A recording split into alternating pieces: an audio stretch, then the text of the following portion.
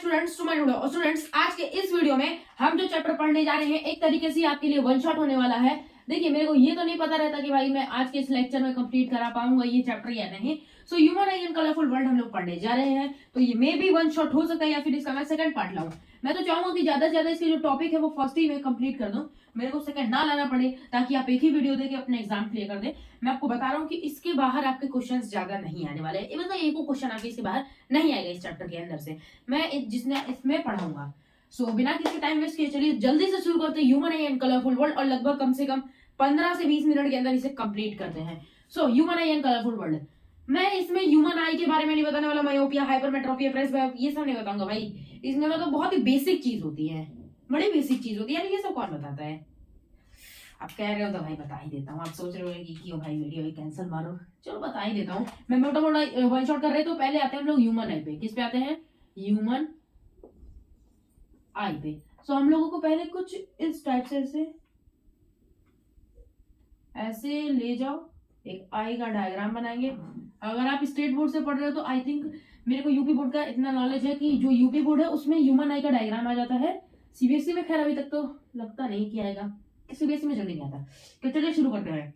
ये हम लोगों का जो आउटर पार्ट है इसे कहते हैं ये कॉर्निया, जो ऐसे उभरा हुआ ऐसे दिख रहा है ना कॉर्निया, इसे कहते हैं कॉर्निया। कॉर्निया का क्या काम होता है? कॉर्निया का काम होता है जो डस्ट पार्टिकल होते हैं, डस्ट पार्टिकल से हमें बचाता है, जितने भी धूल मिट्टी आ रही है उससे हमें बचाता है। और ये ज्यादातर लाइटों को यही रिफ्लेक्ट कर देता है। ऐसे लाइट है ऐसे रिफ्लेक्ट कर देगा, ऐसे लाइट है ऐसे रिफ्लेक्ट कर देगा। तो ये ज्यादातर पार्ट को क्या कर देता है? रिफ्लेक्ट कर देता है। तो यहाँ पे हम लोग इसे बना देते हैं। ये पहला हो गया आपका कॉर्निया। सेकंड पे आते हैं यहाँ पे कुछ इस टाइप से ऐसे, ये तो एक ये पहले जान लो ये क्या होता है। कॉर्निया और इधर जो आइरिस है, ये आइरिस जिसे कहते हैं। आइरिस के बीच में एक होता है एक्वस ह्यूमर। क्या होता है? Aqueous humour. एक्वस ह्यूमर ये सेकंड होता है। सेकंड इसका एक्वस ह्यूमर का क्या काम होता है? ये प्रेशर को बैलेंस करता है। ये एक वाटर लाइक फ्लूइड होता है। अपनी एनसीईआरटी खोलिए, उसमें डायग्राम बना हुआ है। प्रेशर बैलेंस करता है। क्या करता है? बैलेंस प्रेशर, मतलब आई का और जो बाहर आउटर एनवायरमेंट है उसका बैलेंस को, प्रेशर जो उसका प्रेशर उसको बैलेंस करता है। ये आपका सेकंड हुआ। थर्ड आते हैं, थर्ड होता है इसे कहते हैं आइरिस। आइरिस आइरिस क्या करता है? प्यूपिल के साइज को कंट्रोल करता है। प्यूपिल का जो साइज होता है उसको ये कंट्रोल करता है। कौन करता है? आइरिस करता है। अब यहाँ पे होता है आपका प्यूपिल। प्यूपिल प्यूपिल क्या करता है भाई?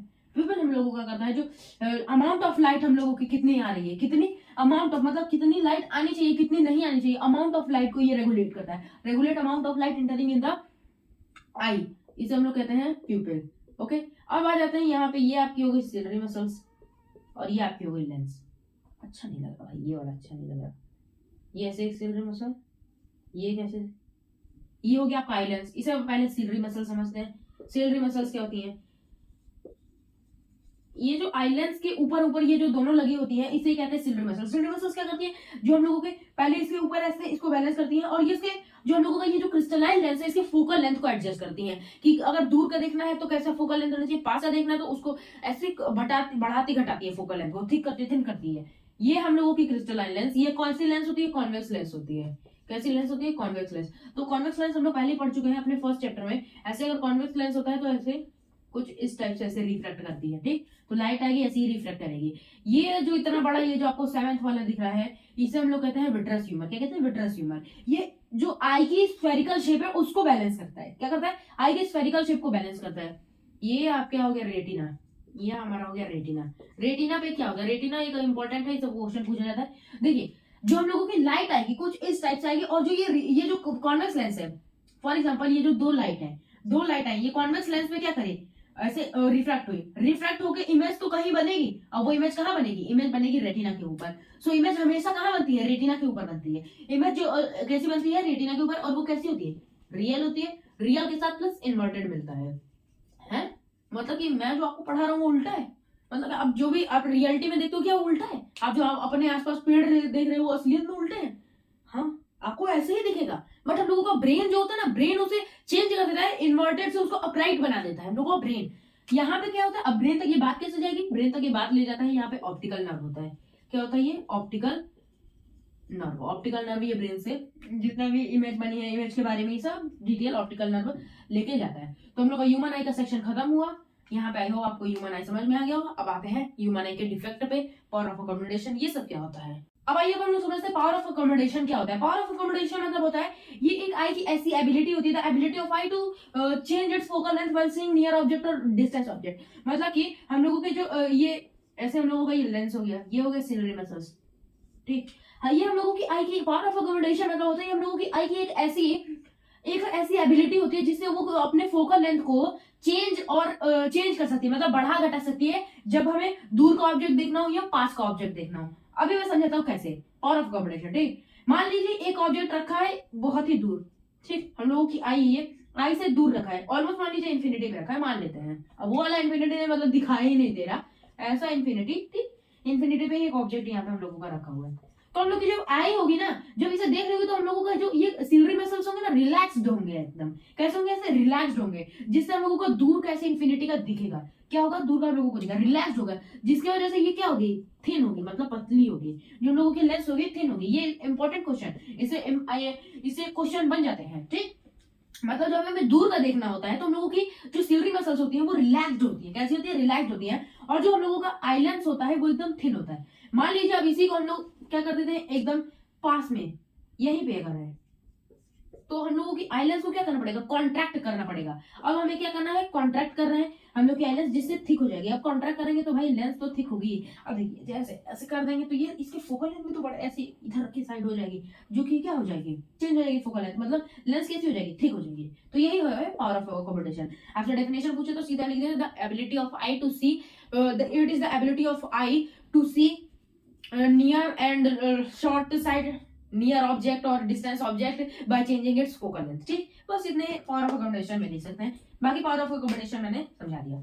सो अब हम लोग आते हैं, एक छोटा सा टॉपिक है मायोपिया हाइपरमेट्रोपिया, ये डिफेक्ट है, ठीक, डिफेक्ट है प्लस मायोपिया। मायोपिया में क्या होता है, मायोपिया में बहुत लोगों को होता है, जैसे आप लोगों ने देखा होगा कि कुछ लोग होते हैं जिनको ना पास का तो दिख जाता है, क्या होता है, पास का दिख जाएगा उनको, पास का क्लियर है, मगर दूर का उनको कैसा होगा, नॉट क्लियर है। मतलब कि नेर भी उनकी सही है, पास की चीजें एकदम सही से देख लेते हैं, पर जो डिस्टेंस ऑब्जेक्ट होता है, डिस्टेंस ऑब्जेक्ट है वो देख ही नहीं पाते, क्लियर नहीं दिख पाते, ब्लर ब्लर दिखता है। तो आप पूछोगे कि ऐसा क्यों, ये क्यों होता है। देखिए ये एक मायोपिक आई, एक हेल्दी आई तो आप बना सकते हो, एक मायोपिक आई बनाता हूं। अब ये ऐसे समझ लो भाई, ये आपकी सिलरी, ये आपकी सिलरी, ये आपकी हो गया, ठीक।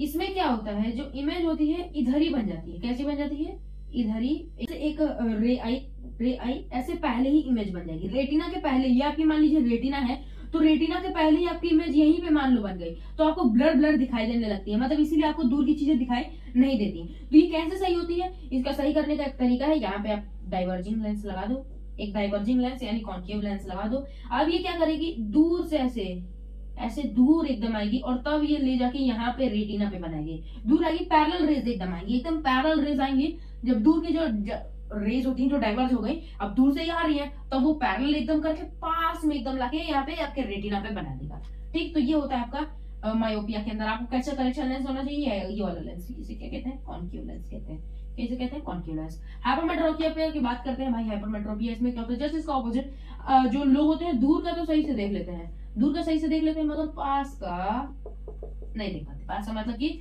डिस्टेंट, उल्टा हो गया क्या, नहीं सही है, डिस्टेंस ये लोग, ये गलत हो रहा है यहाँ पे, ये है डिस्टेंस भाई, समझ रहे भाई, ठीक। डिस्टेंस जो है वो नहीं देख पाते हैं सही से, और जो नेर्वी होता है, नेर्वी नहीं देख पाते हैं।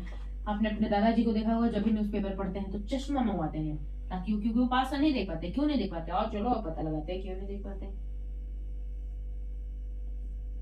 ये हो गई इमेज, अरे इमेज क्या बोलो भाई,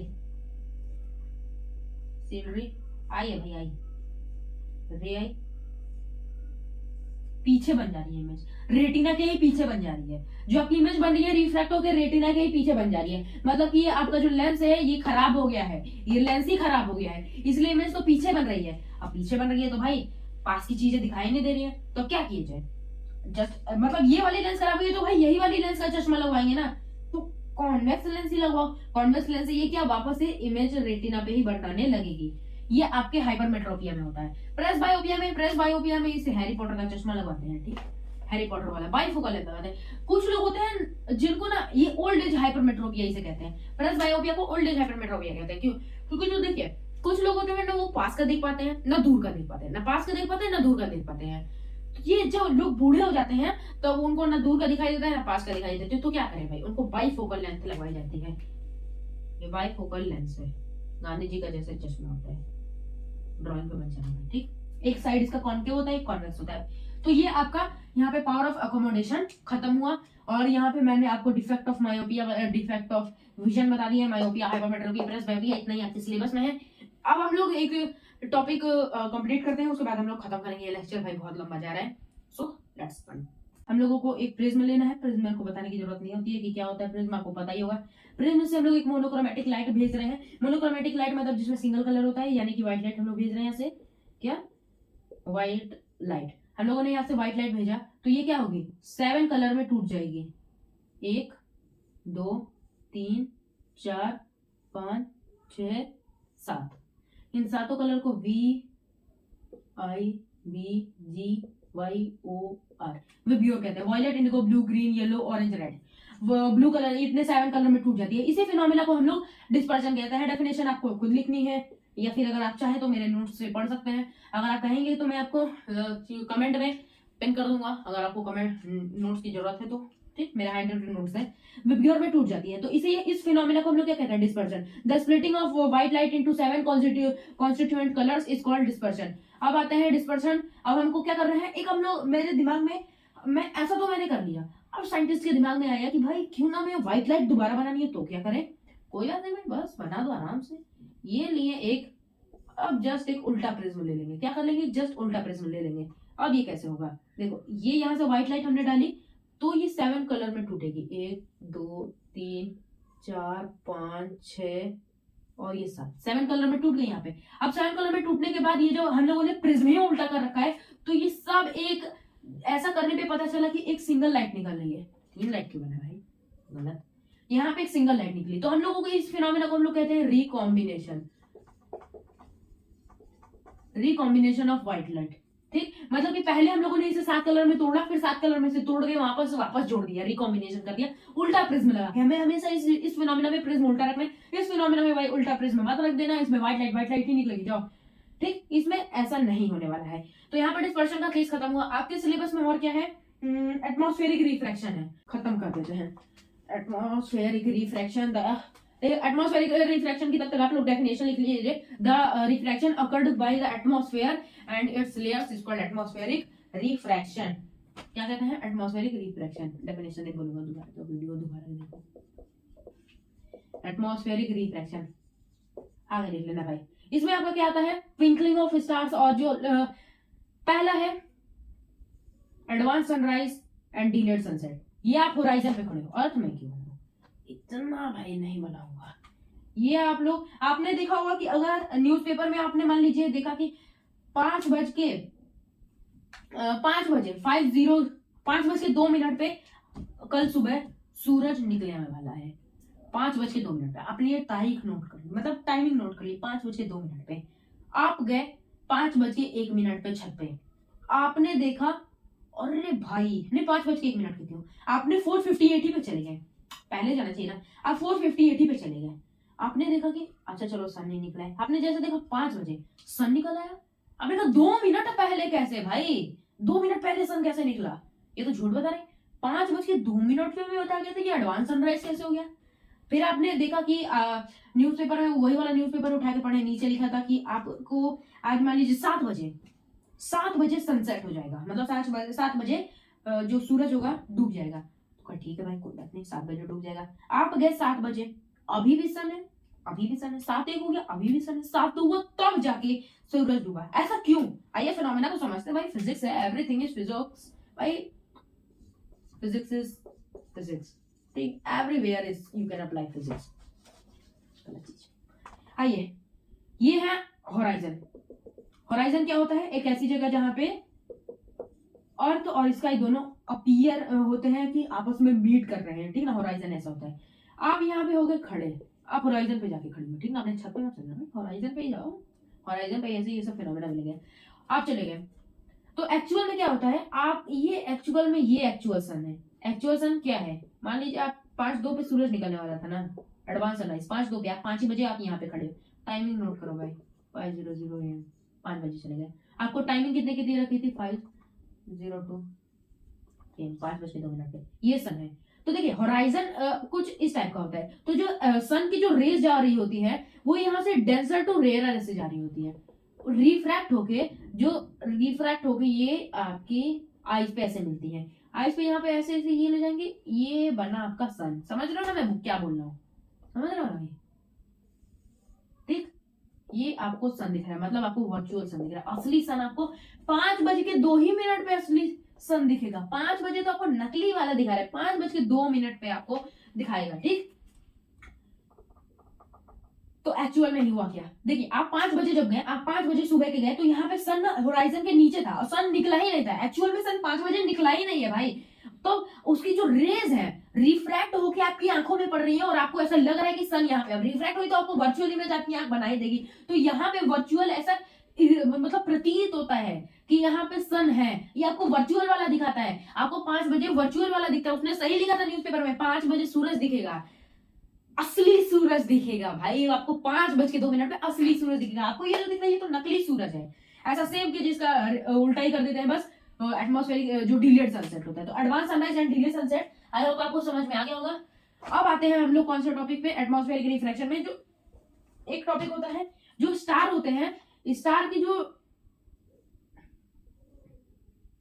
ये आपको आता है, हाँ तो मैं क्या बोल रहा था, जो स्टार होते हैं, स्टार की जो एक्चुअल हाइट होती है उससे आपको ऊपर दिखाई देता है। क्यों, आप यहाँ पे खड़े हो गए फिर से रात में, स्टार है, स्टार को आपने देखा तो स्टार बहुत ही दूर है हमसे, लाखों करोड़ों पता नहीं करोड़ों अरबों किलोमीटर दूर है, पर उनकी खुद की लाइट होती है। तो वो आते हैं हम लोगों के इन्वायरमेंट में, ऐसे लाइट फेंकते हैं, जिसके बाद वो रिफ्रैक्ट होके हम लोगों की आंखों पे पड़ती है। ठीक, और हटाओ भाई, ये हम लोगों का आंखों पे पड़ी, तो ये रिफ्रैक्ट हुई ना, इतना रिफ्रैक्ट हुई, मतलब कि ये इमेज इधर के साइड आपको दूर कहीं बना देगा, इमेज आपकी दूर बना देगा। तो इसीलिए हम लोगों को ये भी एटमॉस्फेरिक रिफ्रैक्शन की वजह से ही होता है। अब ट्विंकलिंग ऑफ स्टार, तो देखिए जो हम लोगों का ट्विंकलिंग ऑफ स्टार एक फिनोमेना होता है, वो भी समझ लेते हैं। इसके बाद एक लास्ट टॉपिक करेंगे रेनबो का फॉर्मेशन, उसके बाद हमारा वन शॉट कंप्लीट हो जाएगा भाई, अपना पहला वन शॉट कंप्लीट होगा। Twinkling of star, twinkling of star में क्या होता है, ट्विंकलिंग ऑफ स्टार में जैसे कि आपने देखा यही आपका फिन, सेम अर्थ है, सेम आंख हो, सेम स्टार है। अब ये आपको ट्विंकल होता हुआ दिखेगा। तो जो देखिए हम लोगों की जो अर्थ की एटमॉस्फेयर है ना, वो एकदम कांस्टेंट नहीं है, उसमें अलग अलग गैसेस है, अलग अलग पार्टिकल है जो बार बार हिल डुल रहे हैं, जिस वजह से आपको कभी स्टार दिखता है कभी नहीं दिखता। कभी जो कोलाइडर जो एकदम ठोस पार्टिकल है, कभी सामने आ जाते हैं, कभी हट जाते हैं, तुरंत ही हट जाते हैं। तो ये जिसकी वजह से क्या होता है, आपको ये स्टार कभी कभी ट्विंकल, कभी दिखेगा कभी नहीं दिखेगा, कभी दिखेगा कभी नहीं दिखेगा, इसे ट्विंकलिंग कहते हैं। ट्विंकलिंग ऑफ स्टार हैपन होती है। सो आई होप आपको एटमॉस्फेरिक रिफ्लेक्शन समझ में आ गया होगा। रेनबो फॉर्मेशन करके भाई वीडियो को एंड करते हैं। भाई तुमने तो बोला था डिस्पर्सन पे ही खत्म करेंगे, हम नहीं खत्म करने वाले डिस्पर्सन पे, अभी तो एक स्पेक्ट्रम और बाकी है। आओ, रेनबो, बारिश होने के बाद क्या होता है, बारिश होने के बाद रेनबो लिखो सर टॉपिक। सो बारिश होने के बाद जो हम लोगों के एनवायरमेंट में ना कुछ पार्टिकल बच जाते हैं। क्या होते हैं, कुछ पार्टिकल वाटर के बच जाते हैं, पानी के ही तो पार्टिकल बचेंगे। बारिश होने के बाद क्या भाई बचेंगे, आपके पार्टिकल नहीं भाई, वाटर के ही बचेंगे ना। बड़ा बड़ा भाई एक्सप्लेन करना है। मान लीजिए एक वाटर ड्रॉपलेट है, एकदम बहुत छोटा है, बहुत छोटा, हम लोग बहुत ही क्वांटम लेवल पे जाके पढ़ाई कर रहे हैं इसकी। ठीक, बहुत छोटा पार्टिकल है। तो ऐसे बहुत सारे पार्टिकल्स है रेनबो में, मैं एक पे समझाऊंगा। तो क्या होता है, जो सन की व्हाइट लाइट होती है इस पे आती है, ये जो एक डिस्पर्सन यहाँ पे होता है, ये प्रिज्म की तरह एक्ट करता है। जो छोटा पार्टिकल होता है, एक व्हाइट लाइट यहाँ पे एंटर करी, व्हाइट लाइट एंटर करने के बाद ये क्या करेगी, 1 2 3 4 5 6 7 कलर में डिवाइड हो गई। ठीक, 7 कलर में टूट गई विबग्योर में, VIBGY, एक कम बना दिया क्या भाई, कि में एक लगा दिया, अरे यार विबग्योर, विबग्योर में टूट गई। अब ये विबग्योर में यहाँ पे तो टूट गई, अब क्या करेंगे, क्या सन की जो रेज है ये तो ऐसे आई और यहाँ पे विबग्योर में इसे तोड़ दी, यहाँ पे जो सन की रेज है व्हाइट लाइट वो टूट गई। सन की व्हाइट लाइट सन की कब बनेगी, एक्चुअल में सन भाई व्हाइट है। अब इसका मैं एक्सप्लेनेशन अभी नहीं देने वाला, बस मान लो भाई, मानो क्या है ही, सन व्हाइट है और व्हाइट लाइट ही प्रोड्यूस करता है वो एटमॉस्फेयर के रिफ्लेक्शन की वजह से हम लोगों को येलो कलर का दिखाई देता है, और जो आपको पीला कलर का, कभी भी रेड, ऐसे ऐसे उसका डिलीटेड पोर्शन है। सो विब्ग्योर में यहाँ पे टूट गई। अब यहाँ पे होता है टोटल इंटरनल रिफ्लेक्शन। क्या होता है total internal reflection? Total internal reflection भी आपके सिलेबस से हट गया है, फिर नहीं तो आपको एंगल ऑफ क्रिटिकल एंगल ये सब पढ़ने को मिलता है। सो यहाँ पे मैं बता देता हूँ टोटल इंटरनल रिफ्लेक्शन क्या होता है। मतलब कि जो लाइट है वापस इधर रिफ्लेक्ट कर गई, इधर जाने के बाद वापस इधर टोटल इंटरनल रिफ्लेक्शन करी, और हम लोग यहाँ पे खड़े हैं रेनबो खड़े होने के लिए, रेनबो देखने के लिए। अब हम लोगों को ये यहाँ पे ऐसे रेनबो बनता हुआ दिखाई दिया 7 कलर में, जिसकी हम लोगों ने फोटो ली और कहा ये देख भाई मैंने रेनबो देखा, ठीक। तो इस तरीके से पहले एक व्हाइट लाइट आई, व्हाइट लाइट आई 7 कलर में टूटी, 7 कलर में टूटने के बाद टोटल इंटरनल रिफ्लेक्शन हुआ, जो कि हमारे आंखों में गई, जिसे ही कहते हैं रेनबो का फॉर्मेशन। बहुत ही आसान है। एक बात याद रखो, जो रेनबो होता है वो कभी भी सन के डायरेक्शन में नहीं बनेगा, सन के ऑपोजिट डायरेक्शन में ही हमेशा बनेगा। अगर सन के डायरेक्शन में बनेगा तो आपको दिखेगा ही नहीं, दिखेगा ही नहीं भाई, क्यों दिखेगा? सनी की लाइट आपको विब्ग्योर नहीं देखने देगी। ये खत्म हो गया। अब आते हैं एक छोटा सा टॉपिक है स्कैटरिंग। क्या है स्कैटरिंग? स्कैटरिंग में क्या होता है? स्कैटरिंग में होता है जैसे कि आपका जो क्या बताऊं, स्कैटरिंग में जो आपकी जो लाइट होती है वो बहुत ही छोटे पार्टिकल्स की वजह से अलग किसी भी डायरेक्शन में टूट जाती है। ये एक डायरेक्शन नहीं है कि आपका विब्ग्योर टूटेगा, किसी भी डायरेक्शन में, किसी भी डायरेक्शन में छोटे छोटे पार्टिकल्स लेके ऐसे किसी भी डायरेक्शन में टूट के फैल जाती है, टूट के फैल जाती है। स्कैटरिंग इसे ही कहते हैं। ओके, डेफिनेशन आप लिख लीजिएगा भाई। तो ये आपको स्कैटरिंग मैंने बता दी। अब स्काई का कलर ब्लू क्यों होता है? ब्लू क्यों होता है? तो देखिए, जो हम लोगों का स्काई होता है, जो अपर लेयर होती है हम लोगों के एनवायरमेंट में, उसमें कुछ छोटे छोटे पार्टिकल, एकदम छोटे छोटे शॉर्ट पार्टिकल होते हैं, जो कि क्या करते हैं ब्लू कलर में लाइट को तोड़ देते हैं, जिसकी वजह से ब्लू की उधर वेवलेंथ ज्यादा होती है तो इधर तोड़ देते हैं उस टाइम पे। तो इसीलिए हम लोगों का जो स्काई होता है वो ब्लू कलर का दिखाई देता है। तो स्कैटरिंग भी खत्म। टिंडल इफेक्ट मैं नहीं बताऊंगा, मैं टिंडल इफेक्ट केमिस्ट्री का टॉपिक है, आई थिंक मैंने बता ही चुका है, तो उसमें क्या ही टिंडल इफेक्ट बताऊं। तो आज का हम लोगों को ये वन शॉट कंप्लीट हुआ। आई होप आपको ये वन शॉट बहुत ही हेल्पफुल रहा होगा। डेफिनेशन आप भाई मेरे नोट से लिख लेना, मैं आप बोलोगे तो मैंने नोट्स डाल दूंगा कमेंट्स में, आप बोलोगे तो, या फिर डिस्क्रिप्शन में ही पूरा नोट्स लिख दूंगा। खैर उसमें तो डायग्राम नहीं बना सकता, आप बोलोगे तो भाई मैं टेलीग्राम पे डाल दूंगा, जहां बोलो, ठीक। तो चलो आज का ये चैप्टर खत्म हो, human I and colourful world. अगले वीडियो में आप बताओ कि मैं कौन सा नेक्स्ट चैप्टर पढ़ाऊं, ठीक। बड़े दिनों से 11th की फिजिक्स नहीं छुई, सोच रहा हूँ अलग जो वीडियो आएगी उसमें 11th की फिजिक्स को हाथ लगाते हैं। तो चलिए आज के इस वीडियो को खत्म करते हैं। आप लोग अपने बेड पे जाइए, अब सो जाओ भाई, बहुत पढ़ाई हो गई। आप सुबह देख रहे हो तो नेक्स्ट अपना टारगेट कंप्लीट करो। चलिए भाई, थैंक यू। चैनल को लाइक करो, चैनल को सब्सक्राइब करो। थैंक यू भाई, गुड नाइट।